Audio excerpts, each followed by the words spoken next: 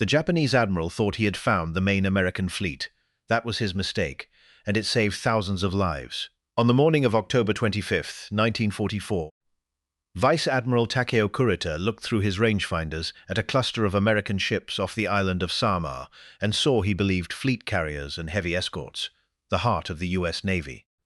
What he was actually looking at were 6 slow little escort carriers and a thin screen of destroyers, with guns that could barely dent his armor.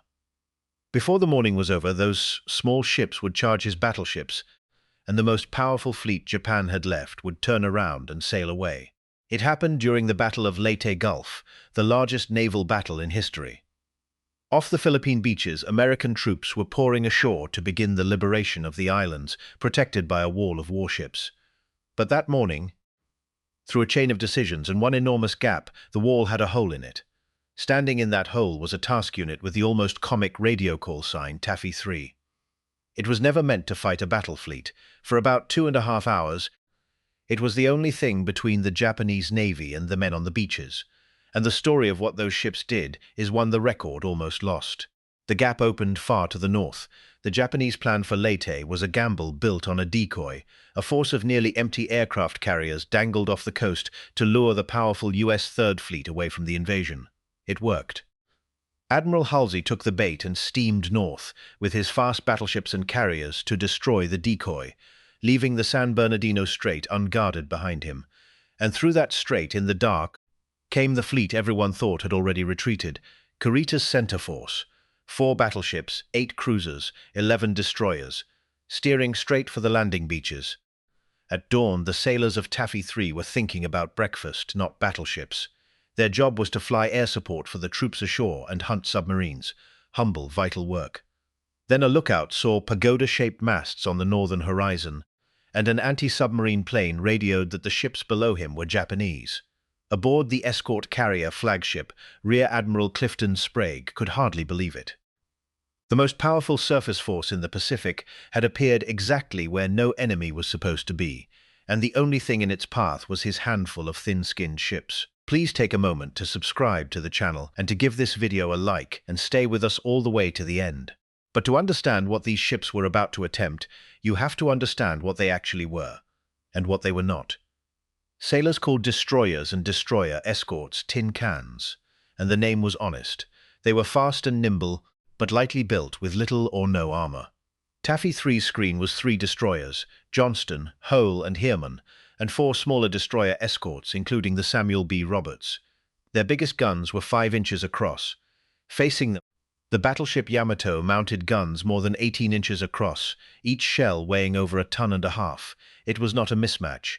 It was a different order of being. The escort carriers behind them were no better suited to a gun battle. They were built on merchant hulls, could make only about 18 knots, and carried a single 5-inch gun apiece for self-defense. Sailors joked that the CVE in their designation stood for combustible, vulnerable, expendable. Their strength was their aircraft, Wildcat fighters and Avenger torpedo bombers. But on that morning, many of those planes were armed for hitting troops and submarines ashore, not for sinking armored warships. Taffy 3 was, on paper, a support unit that had wandered into the path of a battle fleet. On paper, it should have been annihilated in minutes. One of those destroyers had a captain who had been waiting his whole life for a fast ship. His name was Ernest Evans. He was born in Oklahoma, of Cherokee and Creek heritage, and he had come up in a navy where that heritage often meant prejudice.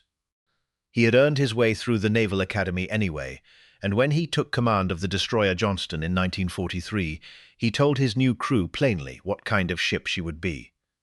"This is going to be a fighting ship," he said. "I intend to go in harm's way, and anyone who doesn't want to go along had better get off right now." No one got off.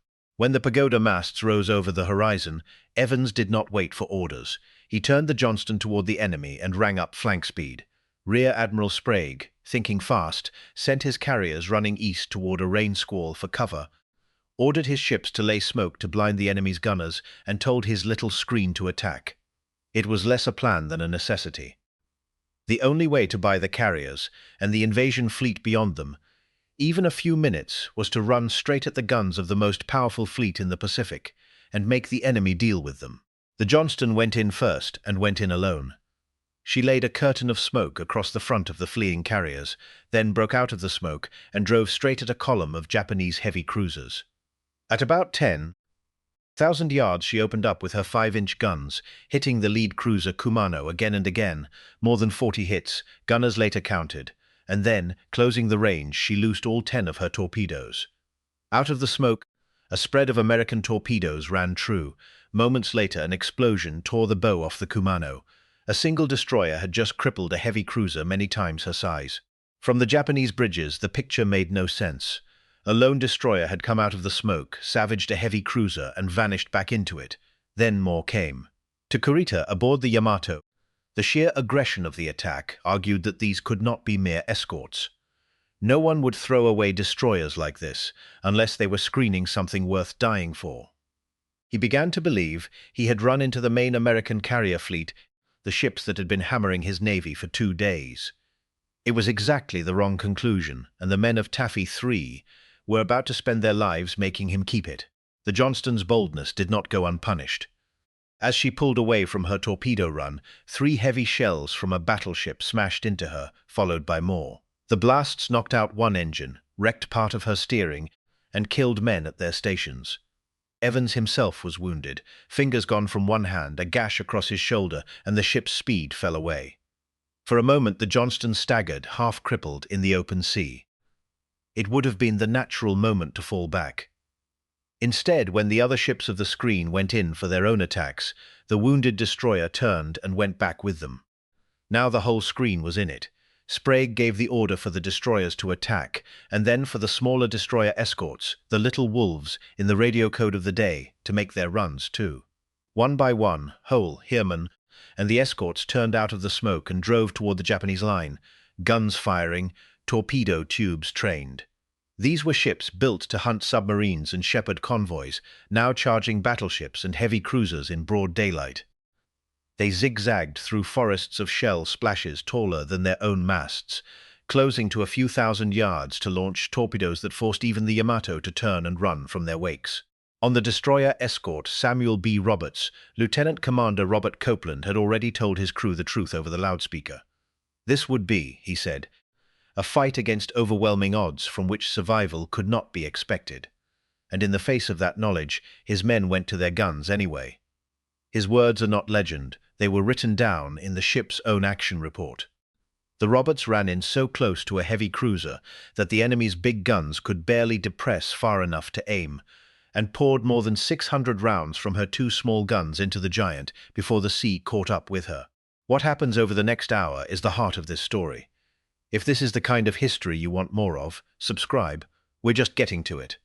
Because the charge was not a single glorious rush, it was a grinding, repeated ordeal. Again and again the little ships darted out of the smoke and the rain, fired, and ran back to reload courage and ammunition, always putting their own hulls between the enemy's guns and the escort carriers. The Japanese shells that hit them often punched clean through the thin steel without exploding, a small mercy that let some of them keep fighting long after they should have sunk. Overhead, the pilots of the escort carriers did the same in the air. Wildcats and Avengers came off the pitching decks with whatever they had, bombs, torpedoes, and when those ran out, depth charges and even empty machine guns to make dry runs and force the Japanese to flinch. Planes with nothing left to drop dove on battleships anyway, just to spoil their aim. Between the smoke on the water and the swarm in the air, Kurita's captains found themselves fighting an enemy that seemed to be everywhere and refused to behave like the weak force it actually was. Not everything held. The escort carrier Gambier Bay, hit again and again by cruiser fire, fell behind, burning, and slowly rolled over and sank. The only American carrier ever lost to enemy surface gunfire. The destroyer, Hole, having drawn the fire of battleships and cruisers to shield the others, was battered until she went down. The Samuel B. Roberts, her engines finally torn open, lost power and slipped beneath the sea. The little ships were being killed one by one, but each one that fought and died had bought minutes, and made the enemy admiral a little more certain he was in the fight of his life. The Johnston, already wounded, would not stop. When Evans saw the enemy shifting fire onto the doomed Gambier Bay, he did something his gunnery officer called the most courageous order he ever heard. He told his crew to fire on the cruiser and draw her guns onto the Johnston instead, to make his own crippled ship the target, to spare the carrier a little longer. The Johnston fought a Japanese destroyer squadron nearly single-handed, traded salvos with cruisers, and even threw shells at the battleship Congo. For a small ship already dying, she was doing the work of a fleet. By mid-morning, the Johnston was finished. She had taken more hits than anyone could count. Her engines were gone, her guns were failing. She lay dead in the water while Japanese ships circled and fired into her. Evans, wounded, had shifted his command to the very back of the ship, shouting steering orders down an open hatch to sailors turning the rudder by hand. When there was nothing left to fight with, he gave the order to abandon ship. The Johnston rolled over and went down. A Japanese destroyer slid past the survivors in the water, and, by more than one account, her captain saluted the ship that had fought so hard. And then, at the moment the way to the beaches lay open, the enemy turned away. Kurita's fleet was scattered and confused. His formations were broken up by the endless torpedo runs and air attacks. His flagship had been forced to steer away from torpedo wakes and had lost tactical control. 3 of his heavy cruisers had been sunk or crippled. Convinced he had already sunk fleet carriers and afraid the main American fleet was closing in, Kurita made his decision. He signaled his ships to break off and withdraw. The Japanese Navy's last great chance to wreck an American invasion sailed back the way it had come. The arithmetic of that morning is staggering. Taffy 3 lost 2 escort carriers, 2 destroyers, and a destroyer escort. More than 1,000 Americans were killed, a toll comparable to the combined American losses at the Battle of the Coral Sea and Midway. The Johnston went down with most of her crew. Of her 327 men, only 141 survived. In exchange, the little ships and the planes above them had sunk 3 Japanese heavy cruisers, damaged others, inflicted some 2,700 casualties on the enemy, and, most important of all, turned back a battle fleet that had come to destroy an invasion. The verdict on what those ships did came from every direction. The Navy's own historians concluded that the destroyer's furious, close-range attacks, coupled with the constant airstrikes, convinced Kurita he was facing a strong fleet task force and helped turn him back. Fleet Admiral Chester Nimitz, not a man given to sentiment, wrote afterward that the survival of Taffy 3 was nothing short of a special dispensation from the Lord Almighty. And historians ever since have counted the actions off Samar among the greatest last stands in naval history. A support unit that should have died in minutes had instead changed the course of the largest sea battle ever fought. For the men in the water, the battle was not the end of the ordeal. Through a chain of communication failures, rescue ships did not reach the survivors for some 50 hours. Hundreds of sailors drifted for 2 days and nights in oil-slicked water, in life jackets and rafts, thirsty, burned, and hunted by sharks, while help searched the wrong stretch of sea. Many who had lived through the guns did not live through the wait.